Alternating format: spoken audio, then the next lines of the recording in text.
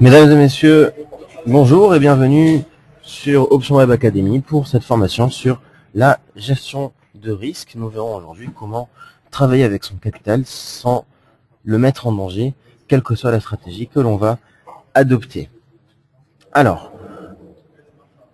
tout d'abord, on va se poser une question. Pourquoi il est nécessaire d'adopter un risk management, c'est-à-dire une gestion de risque?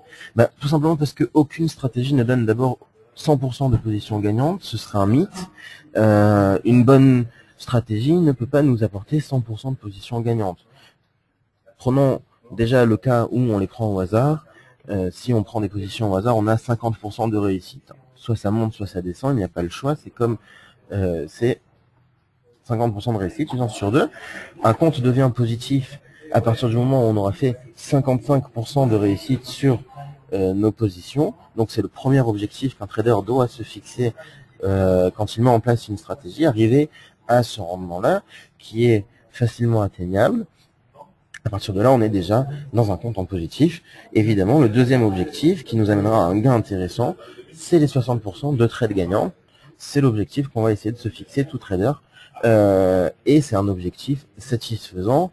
Aller au-delà, ce serait très intéressant, mais presque utopique. Alors, supposons qu'on soit arrivé à cet objectif, qu'on a atteint nos 60% de position gagnante. Voilà qui est intéressant. Mais il y a un bémol.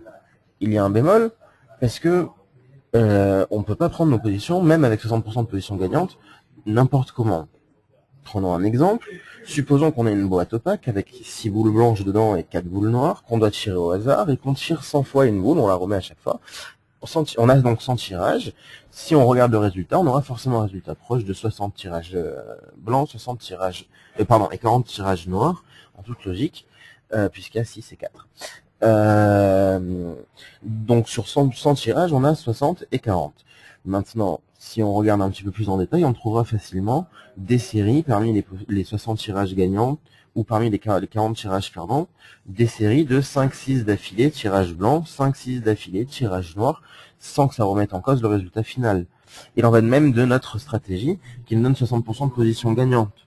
On peut avoir une mauvaise série de 5-6 positions perdantes, alors que la stratégie est bonne dans son ensemble, qu'elle nous fait une belle progression, mais sur le ponctuel, on peut avoir cette mauvaise série sans que ça remette en cause quoi que ce soit.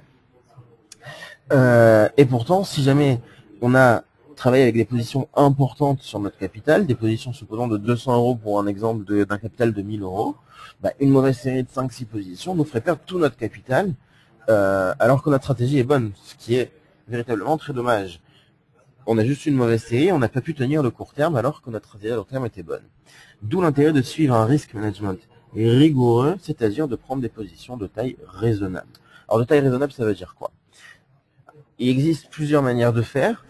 Moi, ce qu'on recommande chez Option Web, c'est de travailler avec la règle des 5-15.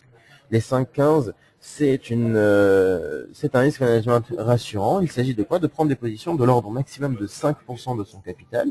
Si on avait un capital, par exemple, de 1000 euros dans notre exemple, donc de ne pas aller au-delà de 50 euros par position. En dessous, c'est bon. Au-dessus, ça serait trop risqué. Et au même moment, si on doit ouvrir plusieurs positions, ne pas aller au-delà de 15% de son capital engagé au même moment, c'est-à-dire par exemple pas plus de 3 positions de 5% chacune ou de 6 positions de 2,5% chacune. En tous les cas, ne pas dépasser les 15%. Pour ouvrir une nouvelle option quand on a atteint ce quota-là, il faudra attendre que l'une de celles qu'on a déjà ouvertes se clôture. Ça, c'est ce qu'on conseille, ce qui est d'ailleurs très rassurant. Ça nous laisse une belle marge de manœuvre pour pouvoir en rebondir en cas de mauvaise série. Ça nous laisse une belle marge de manœuvre. Ça nous laisse aussi un bon équilibre entre un risk management intéressant et d'un autre côté un rendement intéressant parce qu'on travaille avec des petits capitaux, il nous faut des rendements élevés. D'autres personnes utiliseront une stratégie un peu plus agressive, même beaucoup plus agressive et beaucoup plus risquée. Des gens qui apprécient le risque et qui sont conscients du risque. Il s'agit là de travailler avec du 10-30, c'est-à-dire des positions de 10% sur la position et du capital et 30% de son capital engagé en même temps au maximum. C'est beaucoup plus risqué, ça nous laisse beaucoup moins de marge de manœuvre. En général, ce sont des gens qui ont l'habitude des marchés et qui savent quel est leur rendement et quelles sont les mauvaises séries qu'ils peuvent avoir. qui se connaissent bien eux-mêmes. Ce n'est pas recommandé, et encore moins au début. Bien, une fois qu'on a fixé nos limites de trade, on va aussi se fixer des objectifs et des limites de perte. Des objectifs de gain dans une journée. À chaque fois qu'on va se mettre devant notre plateforme, c'est pour gagner X% de son capital, un objectif. Si on l'a atteint, ben on est satisfait, on n'a aucune raison de continuer, ça nous suffit parfaitement, et on revient demain. Et de la même manière, une limite de perte. Une limite de perte, c'est-à-dire qu'on n'aura pas forcément des journées gagnantes tout le temps, ce qui est logique, et dans le cas où on arrive dans une mauvaise journée, il faudra limiter sa perte à un certain pourcentage aussi de son capital pour ne pas risquer trop dans la même journée. Évidemment, on va se fixer un objectif de gain supérieur à notre limite de perte, c'est-à-dire qu'on va toujours être prêt en d'autres termes à gagner plus que ce qu'on est prêt à perdre, en toute logique. Ce que je recommande sur un petit capital, c'est d'arriver à un objectif de gain journalier de 20% de son capital et une limite de perte journalière de 15% de son capital. Donc, dans notre exemple d'un capital de 1000 euros, si on a gagné 200 euros dans notre journée, on est très satisfait, on revient le lendemain. Si on a perdu 150 euros dans notre journée, on s'arrête et on revient le lendemain. Bien qu'on ne soit pas satisfait, c'est pas grave, on limite notre journée de cette manière-là. Alors, pourquoi utiliser des limites et des objectifs journaliers? Ben, supposons qu'on soit complètement novice et qu'on gagne une journée et on perd une journée une fois sur deux. Alors, c'est un scénario où vous en conviendrez qu'il n'est ni optimiste ni pessimiste. Une fois on gagne, une fois on perd. Un jour on gagne 20%, un jour on perd 15%. Ben, tous les 2 jours, nous progressons de 5%. On a un mois de trading de 20 jours à peu près chaque mois. Sur 20 jours, on a donc une progression, si on progresse de 5% tous les 2 jours, de l'ordre de 50% de son capital. Ce qui pourrait descendre un petit peu si on ne trade pas tous les jours, ou si on a eu une mauvaise journée un peu plus que d'habitude, qu'on n'a pas pu se contrôler ou autre. À ce moment-là, on peut même descendre ce chiffre-là à 30% et on est déjà très satisfait. 300 euros par mois sur un capital investi de 1000 euros, qui est un très petit capital, c'est quelque chose d'assez intéressant, surtout si à aucun moment on a pris un danger important, on a toujours bien géré notre risque et on a pris que des positions rassurantes. C'est même très intéressant, aucune banque ne vous proposera ce genre de rendement, évidemment. Bien, il faut savoir que le risk management, la seule et réelle difficulté, ce n'est pas de la mettre en place, c'est de la garder. C'est d'être rigoureux dans son risk management, quelle que soit la situation, que ce soit une mauvaise série ou une bonne série, un excès de confiance en soi ou un manque de confiance en soi peut tout faire basculer. Et là, il n'y a que vous et vous-même qui peuvent gérer ça de manière intelligente.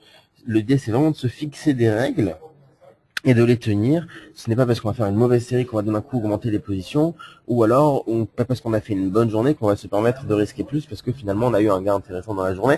Non, dans un cas ou dans un autre, on ne bouge pas de notre risk management, il faut rester zen.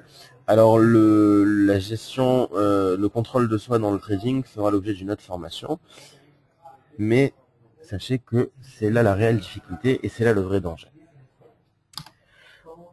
Sur quoi va influencer notre gestion de risque? Ben, tout d'abord, le choix de vos trades, évidemment. Si, supposons, il nous reste une option à prendre pour finir notre journée à notre objectif de gain, et qu'on a le choix entre 4 actifs, on va évidemment aller sur la position la plus sûre et on n'aura pas besoin de travailler sur les 3 autres si notre première position est déjà réussie. Donc, d'abord, le choix de vos trades et surtout, même avant toute chose d'ailleurs, la taille de votre capital, c'est-à-dire combien vous comptez investir. En effet, vous avez maintenant les rendements, vous avez maintenant les tailles de position que vous êtes prêt à prendre en 5% du capital, 20%, etc., 30%, tout ce qu'on a vu.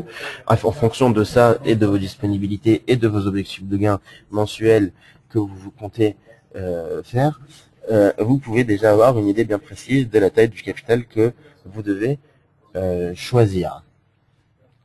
La taille de votre capital fera aussi l'objet d'une autre formation. Et je crois que nous sommes arrivés à la fin de notre formation. OptionWeb vous souhaite un bon trading et une bonne utilisation du risk management. Merci à vous, c'était Max Leroy de Option Web.